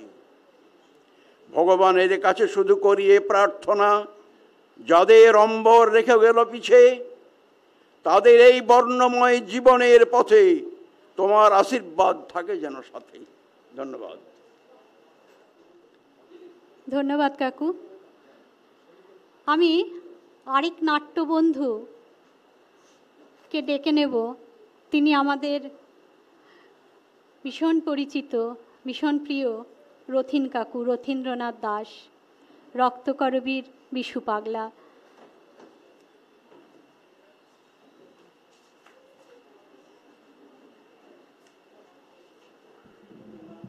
সকলকে স্বাগত জানাই আজকের এই অম্বরদা, মানে আমাদের বাচ্চুদাই বলতাম আর কি। তো কলেজ পাস করার পর আমার এই সাংস্কৃতিক জীবনে আসার পেছনে শ্রী অম্বরদাই এই সাম্য যেটা লিখেছে এই পুস্তিকার মধ্যেও সেই আমার নামটা উল্লেখ রয়েছে, এবং সেই জায়গায় পৌঁছানোতে তারও একটু ভূমিকা করে দিয়েছে আমাদের রবীন্দা। তো তারপরে পরে রক্তকরবীতে আমি বিশু পাগলের রোলটি অভিনয় করার সুযোগ পাই এই অম্বরদারই অনুপ্রেরণা, এবং অনুপ্রেরণাতেই আমি মানে গান শেখার সুযোগ হয় আমার। উনি বলেন তুমি গান শেখো, বিশু পাগলের রোল করবে। তার আগে আমি ঠিক প্রথাগতভাবে গান জানতাম না। তো এবং যখন তারপরে পরে যখনই ওনার সঙ্গে দেখা হয়েছে, যে কোনো অনুষ্ঠানে গেছি, ওনার পারিবারিক অনুষ্ঠান হোক বা কোনো সাংস্কৃতিক অনুষ্ঠান হোক, সবসময়তেই উনি বলতেন রথীন তুমি ওই রক্তকরবীর ওই গানটি শোনাও। তো আজকে আমি সেই গানটি গাইবার চেষ্টা করছি ওনাকে শ্রদ্ধা জানিয়ে। আমার তরি ছিল চেনার কুলে, বাঁধন যে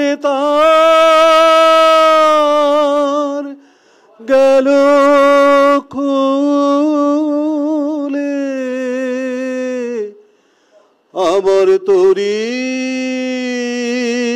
ছিল চেনার কুলে, বাঁধন যে তার গেল খুলে, তারে হাওয়ায় হাওয়ায় নিয়ে গেল কোন অচেনার ধারে।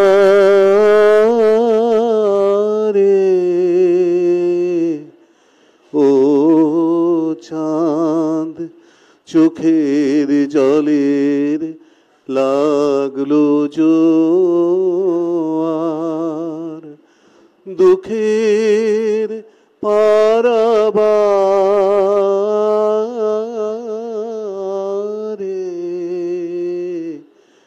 ও চাঁদ হলো কানায় কানায় কানা কানি, এই পারে ওই পারে।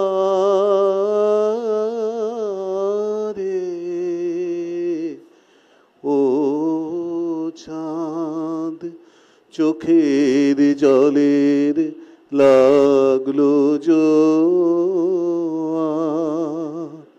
পথিক সবাই পেরিয়ে গেল ঘাটের কিনারাতে, আমি সে কোন আকুল আলোয় দিশাহারা রাতে। সেই পথ হারানোর অধীর টানে অকুলে পথ আপনি টানে,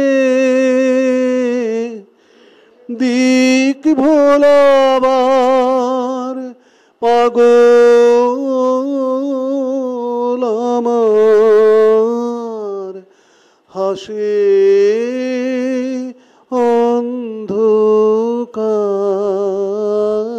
অন্ধকারে। ও চাঁদ। নমস্কার।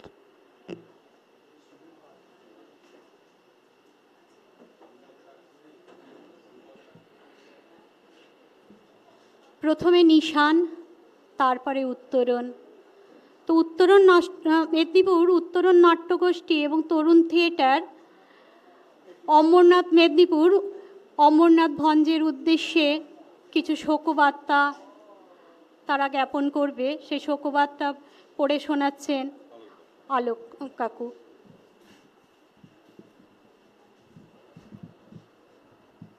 উত্তরণ, সেইখানেই আমরা তাকে দেখেছি, তার বিচরণ ভূমি ছিল, নিশান ছিল, সেটাও দেখেছি আমরা। শোকবার্তা। পরাধীন দেশের আগুন ঝরানো এক বসন্ত দিনে তুমি এলে, সমাজ সংস্কৃতি প্রতিবেশে অনন্য ভূমিকায় বিচরণের পর এক ভিন্ন দগ্ধ বসন্তে তুমি চলে গেলে। তুমুল কিছু সন্ধ্যা, কোজাগর কিছু স্মৃতি রইল পাথেয়, মঞ্চের অনিবার্যতায় এই যবনিকাপাত সহজে মেনে নিলাম। বৃহত্তর পরিবারের শরিক আমরা, পাশে ছিলাম, আছি, থাকব।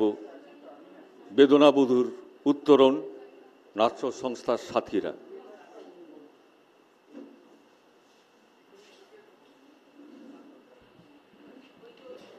তরুণ থিয়েটার মেদিনীপুর ওনারাও শোকবার্তা পাঠিয়েছেন। শোকবার্তা পাঠ করছেন ডাক্তার বিবেক মণ্ডল।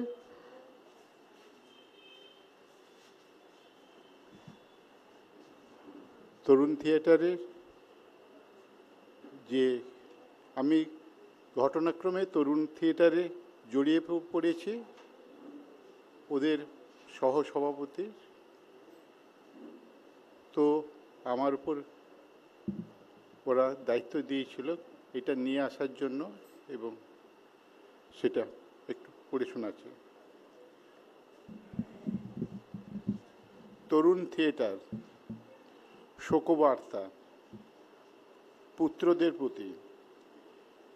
জীর্ণ বসনের মতো শরীরে প্রত্যক্ষ বাস্তবতা আজ অতীত, কিন্তু পিতৃ আশিস তার স্নেহবলয়ের অযাচিত নিরাপত্তা তো বর্তমান।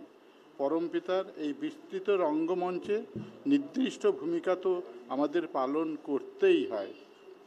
তরুণ থিয়েটারের প্রতিটি সদস্যা আজ এই বেদনা বিধুর ক্ষণে তোমাদের সবার মরমী সাথী বন্ধু।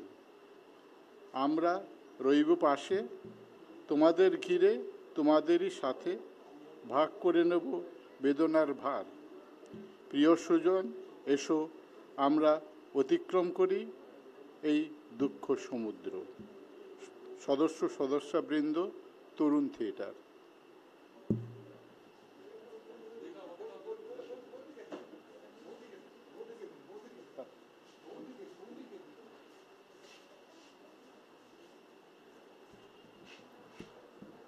ধন্যবাদ। এবার আমরা, ছোটো কাকু ছিলেন ভীষণ রকম আবৃত্তিপ্রেমী এবং তার নাতি নাতনিরাও সেই মোহে আবিষ্ট। আমরা ছোটো কাকুর নাতি উত্তীয় ভঞ্জের গলায় একটা আবৃত্তি শুনে নেব। বিদায় স্মরণে। পথের দেখা এ নহে গো বন্ধু, এ নহে পথের আলাপন, এ নহে সহসা পথ চলা শেষে শুধু হাতে হাতে পর্ষণ। নিমেষে নিমেষে নব পরিচয় হলে পরিচিত মোদের হৃদয়ে, আসনি বিজয়ী এলে সখা হয়ে হেসে হরে নিলে প্রাণ মন। রাজাসনে বসে হওনিক রাজা, রাজা হলে বসি হৃদয়ে, তাই আমাদের চেয়ে তুমি বেশি ব্যথা পেলে তব বিদায়। আমাদের শত ব্যথিত হৃদয়ে জাগিয়া রহিবে তুমি ব্যথা হয়ে, হলে পরিজন চিরপরিচয়ে পুনঃ পাব তব দর্শন, এ নহে পথের আলাপন। স্মৃতিচারণ শুনে নেব দুই নাতনির কণ্ঠে, তিয়াশা ও কোয়েনা দাসের কথায়। আজকে আমি আর রুশু আমাদের বেটু দাদুর সাথে কিছু সুন্দর স্মৃতি সকলের সাথে শেয়ার করতে চাই।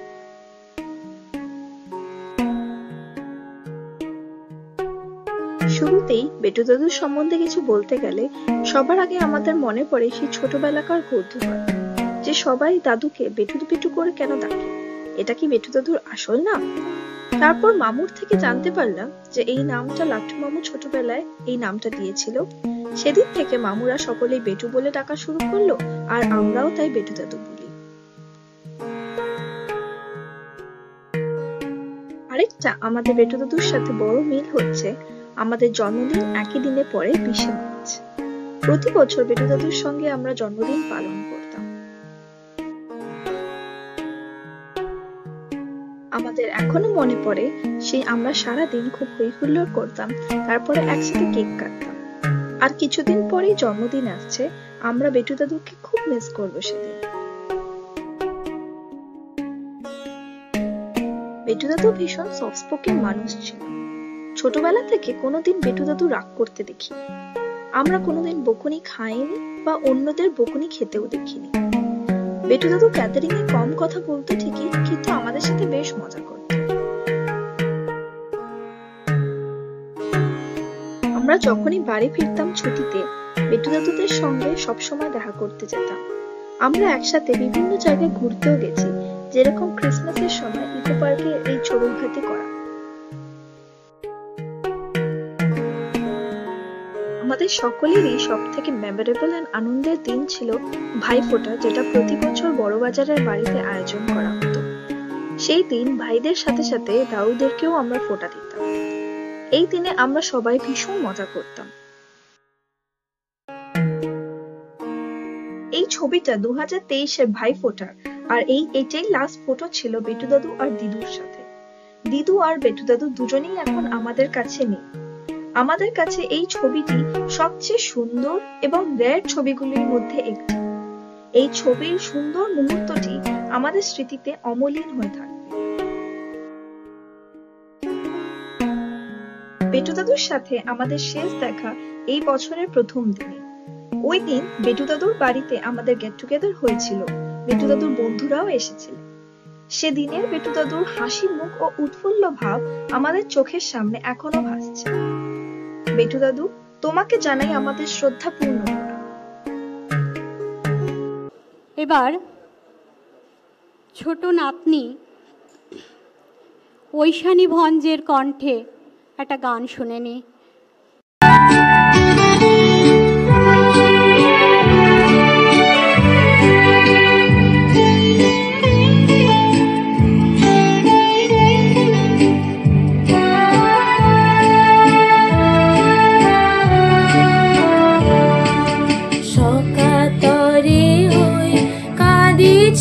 সকলে শোনো শোনো পিতা, কহো কানে কানে শোনাও প্রাণে প্রাণে মঙ্গল বারতা। কহো কানে কানে শোনাও প্রাণে প্রাণে মঙ্গল বারতা।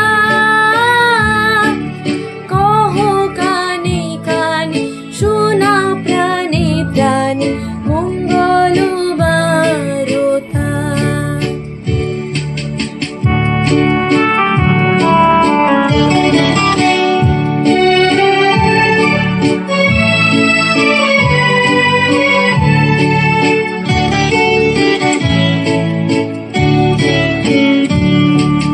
ক্ষুদ্র আশা নিয়ে রয়েছে বাঁচিয়ে সদাই ভাবনা।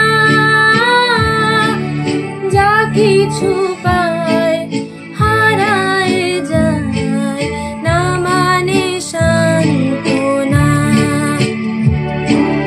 যা কিছু পায় হারায় যায় না মানে সান্ত্বনা। যা কিছু পায় হারায় যায় না মানে সান্ত্বনা।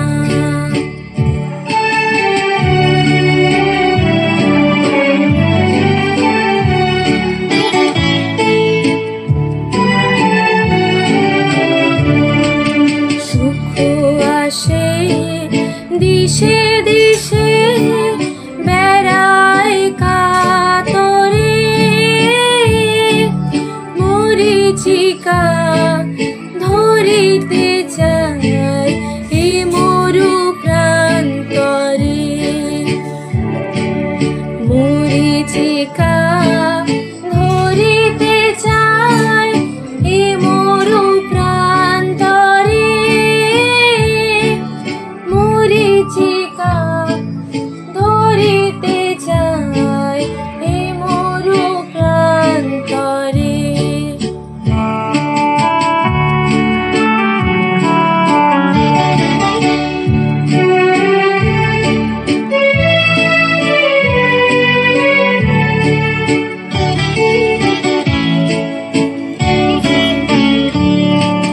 ফুরায় বেলা ফুরায় খেলা সন্ধ্যা হয়ে আসে। কাঁদে তখন আকুল মন কাঁপে তরাসে। কাঁদে তখন আকুল মন কাঁপে তরাসে। কাঁদে তখন আকুল মন কাঁপে তরাসে।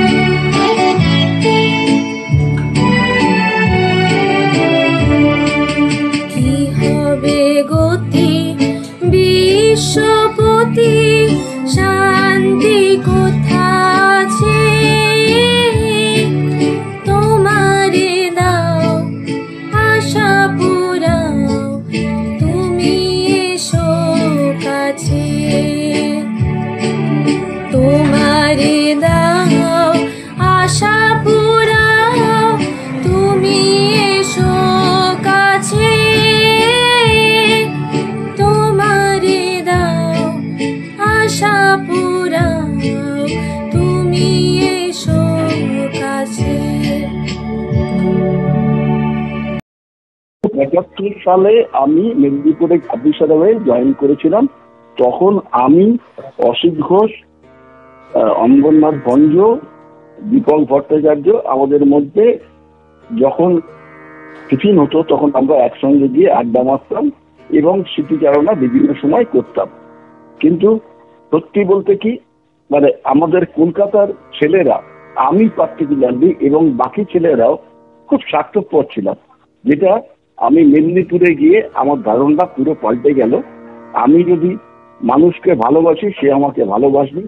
এখন ধরো এইসব খুচরো ঘটনা তো প্রতিটা ক্ষেত্রে বলা যায় না, মানে মনে করা যায় না, কারণ প্রতিদিন আগে, আজকে 50 বছর হয়ে গেল।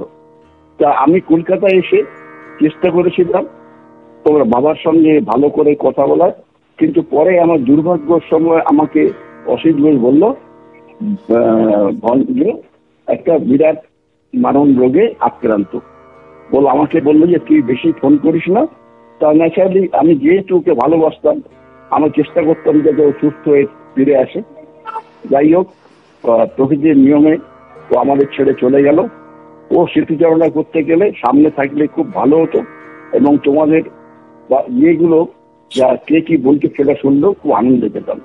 তোমরা ভালো থেকো, বাবার কাজটা ভালোভাবে করো, তোমাদের সুস্থভাবে সম্পন্ন হোক, এইটাই আমার প্রার্থনা। আমরা আর কিছু স্মৃতি কথা শুনে নেব কাকুর বড় নাতি সাগ্নিক মাহাতোর কণ্ঠে। সেই বোধহয় মৃত্যুদিনে শেষ দর্শনার্থী। তারপরে সে দেখে আসার খানিক পরে যে দাদু আর থাকবে না, সেটা মেনে নিতে ওর ভীষণ কষ্ট হয়েছে। যাক, তার মুখে শুনে নি তার দাদুর কিছু স্মৃতিকথা। বেটু দাদুকে স্মরণ করতে গেলে আমাদের মাথায় অনেক কিছুই ভেসে আসে, কারণ দীর্ঘ 27 বছর ধরে দাদুকে দেখছি, দাদুকে চিনি। তো আমার কখনোই মানে আমি ভেবে উঠিনি যে আজকে এরকম দিনের একটা সম্মুখীন হতে হবে যেখানে দাদুকে আমি স্মৃতিচারণ করব। কারণ আমি ভেবে উঠিনি যে মানে মানুষটা এইভাবে থাকবে না, যাকে আমরা দেখে আসছি এতদিন ধরে। কিন্তু সবারই সময় ফুরিয়ে আসে, আমাদের সেটা মেনে নিতে হয় এবং মেনে নিয়ে এগিয়ে যেতে হয়। তো সেক্ষেত্রে আমাদের স্মৃতিচারণ করা ছাড়া সেভাবে আর কিছু উপায় থাকে না। তো অনেক দিন ধরেই ঘর এবং হাসপাতালের মধ্যেই দৌড়াদৌড়ি চলছিল। অবশেষে তা সাঙ্গ হলো। মানে দীর্ঘ 2 বছরের প্রবল যন্ত্রণা, কখনো নাইটিঙ্গেল হসপিটাল বা কখনো টাটা মেডিকেল, কখনো টাটা মেডিকেলে কেমোথেরাপির জন্য দৌড়ে আসা, সেখানে 2 দিন 3 দিন থাকা, এবং কখনো জল জমে যাচ্ছে সেটাকে রিলিজ করতে যাওয়া। ফলত মানে খুবই মানে এক সুখকর তো একদমই বিষয়গুলো ছিল না, অত্যন্ত যন্ত্রণাদায়ক, বেদনাদায়ক, এবং যার মধ্যে দিয়ে যায় সেই বুঝতে পারে। তবে দাদুর যখন শেষের দিকের পর্যায়ে, মানে যখন আইসিইউতে ছিল, আইসিইউ থেকে ভেন্টিলেশনে যখন যায়, মানে সেই সময় যখন দেখতে যাই, মানে ওর থেকে বোধহয় মানে আমি কখনো কোনো হতাশাজনক বা ওই ফ্রাস্ট্রেটিং জায়গা হয়তো আমি দেখিনি। কারণ একটা মানুষ যাকে আমি দেখে আসছি এতদিন ধরে, সে কয়েকটা যন্ত্রের মাধ্যমে তাকে বাঁচিয়ে রাখা হয়েছে। মেশিনে লেখা আসছে 190, 95 ব্লাড প্রেশার, এই তো, এবং মানুষটা হসপিটাল বেডে শুয়ে আছে। অত্যন্ত মানে এই বলে বোঝানোর ভাষা নেই আমার এক্ষেত্রে। আর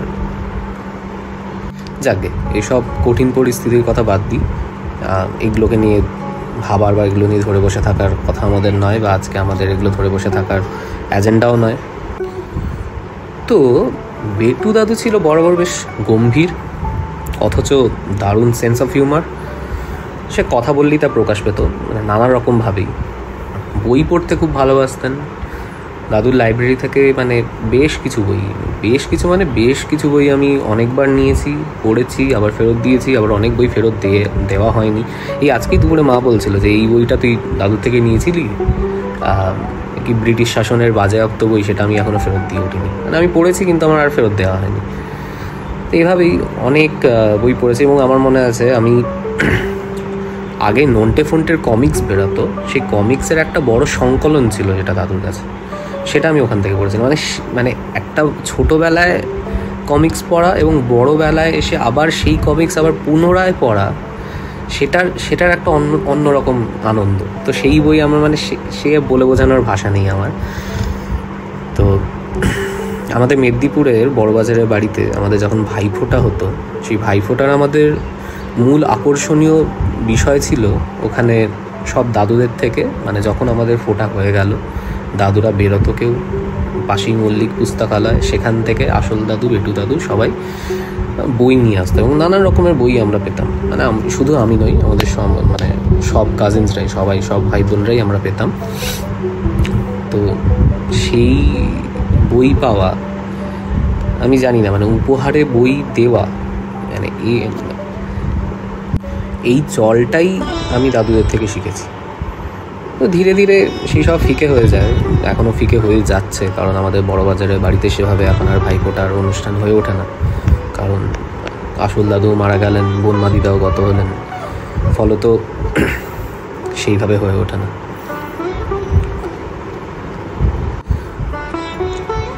দাদুর একটা বিষয় যেটা আমার প্রচণ্ড ভালো লাগতো এবং সেই বিষয়টাকে আমি প্রচণ্ড সম্মান করি, তাহলে যখন আমি জিজ্ঞেস করতাম, মানে আমি কেন, সবাই যে কেউ জিজ্ঞেস করতো যে তুমি কেমন আছো তুমি, তার জিজ্ঞেস করার উত্তরে কোনো দিন আমরা কেউ শুনিনি যে এই চলে যাচ্ছে বা না ভালো নেই, খারাপ আছি ইত্যাদি। কারণ আমরা সবাই জানি যে কীরকম কষ্টের মধ্যে দিয়ে যাচ্ছেন উনি, কি প্রবল যন্ত্রণার মধ্যে দিয়ে যাচ্ছেন, কিন্তু তবুও কখনো শুনিনি মানে এই মানসিক বল, এই পরিমাণ মনের জোর। মানে আমি চাই যেন সবাই আজন্ম এই মনোবল নিয়ে যেন সবাই বাঁচতে পারে, মানে আমি যেন পারি এবং আমার পারিপার্শ্বিক মানুষেরাও যেন এই পরিমাণ মনের জোর নিয়ে, মানসিক স্থিতি নিয়ে তারা যেন সারা জীবনটা কাটাতে পারে। তো এবার এক মজার প্রসঙ্গে আসি। আমাকে দেখলেই দাদুর একটা কথাই মানে একদম শুরু থেকে শেষ পর্যন্ত থাকতো, তাহলে দাড়ি কবে কাটবি, মানে দাড়িটা কাট এবার। ছোটদের মুখে এত বড় বড় দাড়ি ভালো লাগে না, মানে আমি জানি না, আমার দাড়ি দেখলেই দাদু ট্রিগার হয়ে যেত একেবারে, মানে রেগে যেত, বকাঝকা করতো। ইনফ্যাক্ট এরকমও বলেছে তুই কাট, নাহলে আমি কেটে দিচ্ছি। মানে এভাবে আমি নিজে না রীতিমতো আমি পালিয়ে বেড়াতাম। দাদু একবার বললো দাড়ি কাট, ওকে ঠিক আছে শুনলাম, হ্যাঁ দাদু কেটে নেবো, পরের বার যখন আসছি আমি তার আগেই কাটবো। এবার দাদু ভুলে যেত স্বাভাবিকভাবেই, 10 মিনিট বাদে আবার সেটাই রিপিট হতো। তো এই বিষয়টা নিয়ে চলতে থাকতো, যতক্ষণ থাকতো একটা লুপে চলতো, দাড়ি কাট। তো এবার আমি পালিয়ে বেড়াতাম, এই বুঝে আবার দেখতে পেলে আবার বকে দেবে। ইনফ্যাক্ট মানে আমি এই হাসপাতালের বেডে যখন, মানে কেবিনে যখন ছিল তখন আমি যেতাম, এবং আমি আর দাদু একদিন বসে মোহনবাগানে খেলাও দেখেছি সেখানে। সে তখন মানে খেলা দেখছি, এবং তারপর দাদু একবার আমার দিকে তাকাল, দিয়ে সে আবার সেই একই প্রসঙ্গ, তুই কি দাড়ি কাটবি না? মানে তো কিছু বলার নেই। যাই হোক, তো দাদুর সাথে অনেক ভালো সময় কাটিয়েছি আমরা এই আমাদের নিউ টাউনের নতুন বাড়িতে, কারণ মানে আমার জন্মদিন আর দাদুর জন্মদিন একদম গায়ে, তো আমাদের একদম কাছাকাছি দুজনের। তো এবার এখানের বাড়িতে ফলত বিগত বেশ কয়েকবার, আর এবং ঘটনাচক্রে আমাদের জন্মদিন এবং দোল মোটামুটি কাছাকাছি পড়ে। একদিন পড়েছিল আমার জন্মদিনের দিনই দোল পড়েছিল, ফলত আমরা দোলও খেলেছি এবং আমাদের জন্মদিনও সেলিব্রেট হয়েছে। তো এখানের বাড়িতে আমরা একসাথে এত হই হুল্লোড় করে জন্মদিন পালন করেছি, মানে এরকম হয়েছে আমরা পরপর 3-4 দিন ধরে আমরা শুধু কেকই কেটে যাচ্ছি, এবং আমি আর দাদু দুজনে মিলে কাটছি। যাই হোক, তো এবং আমরা দোলও খেলেছি একসাথে। আমি যখন মেদিনীপুর ব্রাঞ্চে পোস্টিং ছিলাম তখন আমার ভাঞ্জুদার সাথে আলাপ হয়, তখন মেদিনীপুর ব্রাঞ্চে ভাঞ্জুদা পোস্টিং ছিল। তো সেই সময় আমি দেখেছি প্রথম কথা ভাঞ্জুদাকে আমার যতটুকু দেখে মনে হয়েছিল, ভাঞ্জুদা খুব শান্ত স্বভাবের মানুষ ছিলেন এবং খুব আস্তে আস্তে কথা বলতেন। মেদিনীপুর মতো ব্রাঞ্চে উনি বাড়ির মেরানোর কাজের তিনি একটা ইনচার্জ ছিলেন সে সময়, এবং উনি খুব পান খেতেন। মাঝে মাঝে মনে করছে পান খেতে মাঝে মাঝে বাইরে বেরোতেন। আমি কখনো দেখিনি ওনাকে রাগকে, কখনো দেখিনি ওনার যে রাগ বলে কোনো বস্তু ছিল কোনোদিন আমি দেখিনি সেটা। আর মানুষ হিসাবে ওনার থেকে আমার অসাধারণ মানুষ বলে মনে ছিল। এরকম সত্যিকারের আজকালকার দিনে এরকম মানুষ খুঁজে পাওয়া খুব কঠিন। তো ভঞ্জদার এরকম একটা হঠাৎ চলে যাবেন আমি তো ভাবতেও পারিনি। কালকে অসুবিধা যখন আমাকে অসুবিধাই হয়ে গেলাম। যাই হোক, ওনার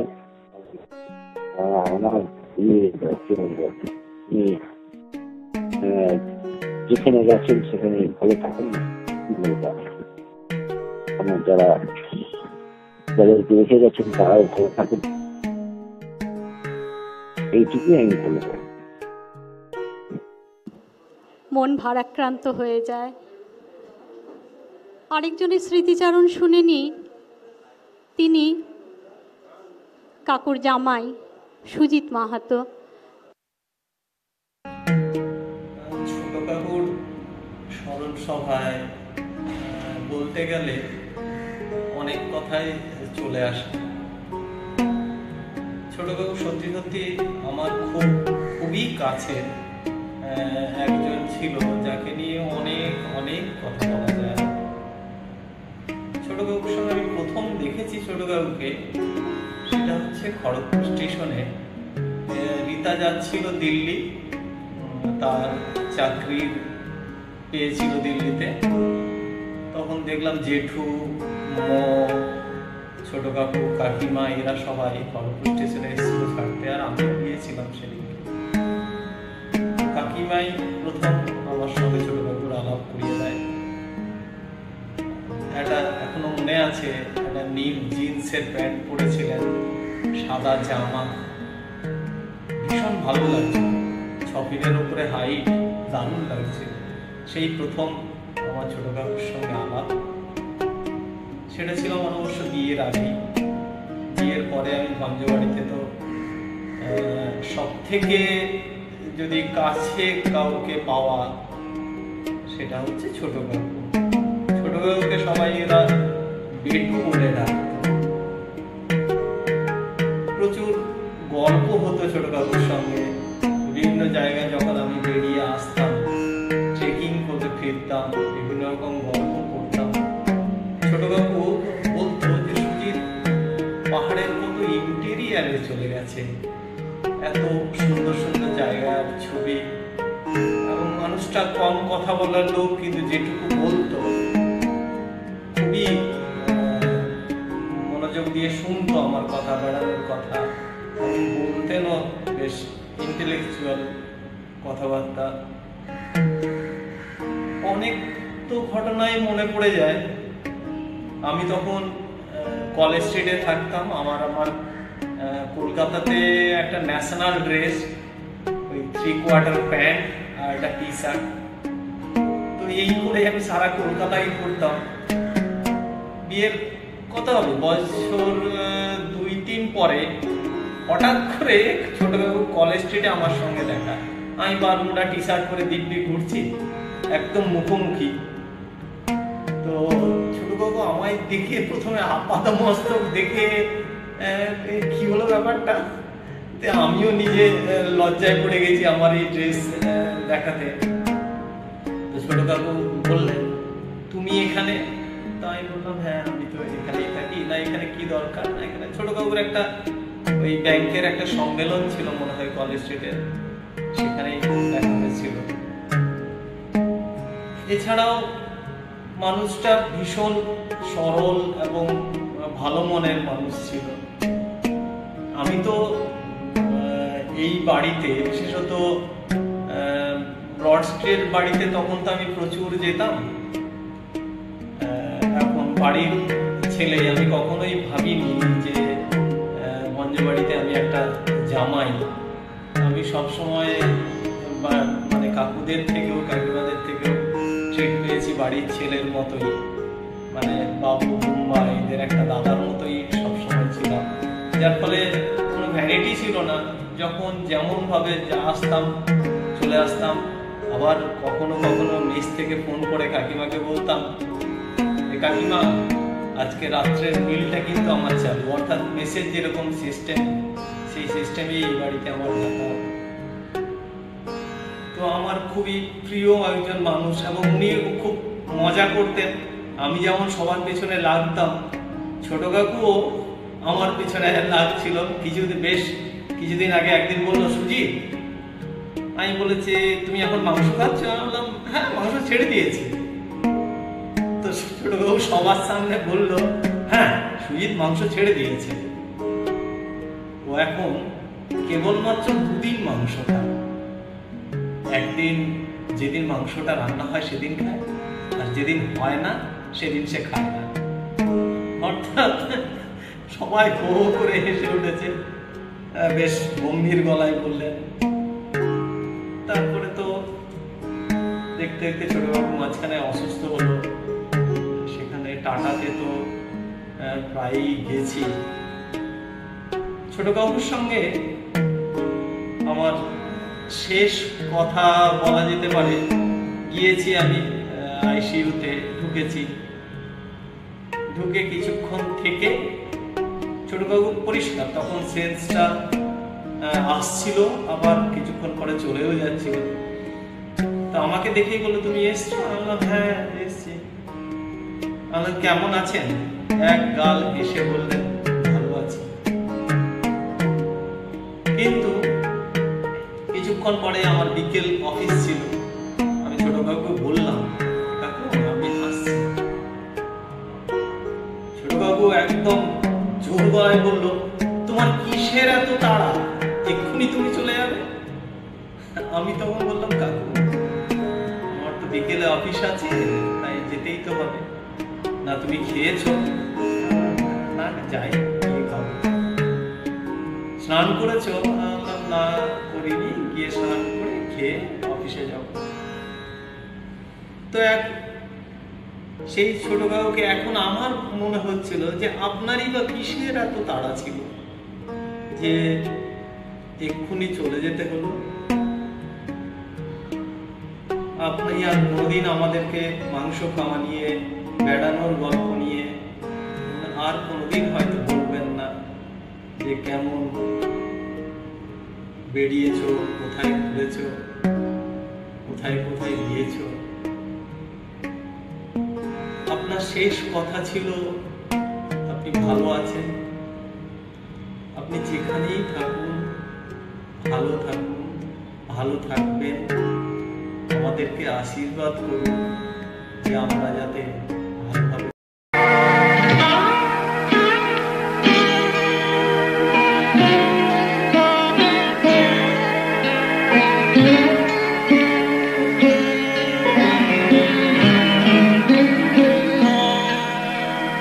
সঘন গহন রাত্রি ঝরিছে শ্রাবণ ধারা, অন্ধ বিভাবরী সঙ্গ পরশহারা,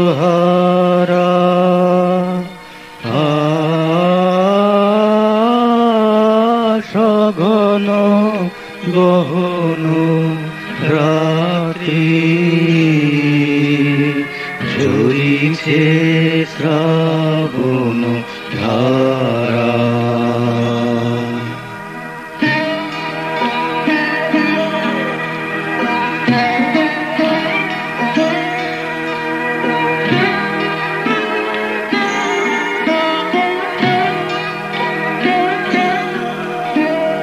যে থাকি যে শুনে অন্য মনে, সেথায় বিরোহিণীর পশু হরণ করেছে ওই তারা, সঘন রাত্রি ঝরিছে শ্রাবণ ধারা।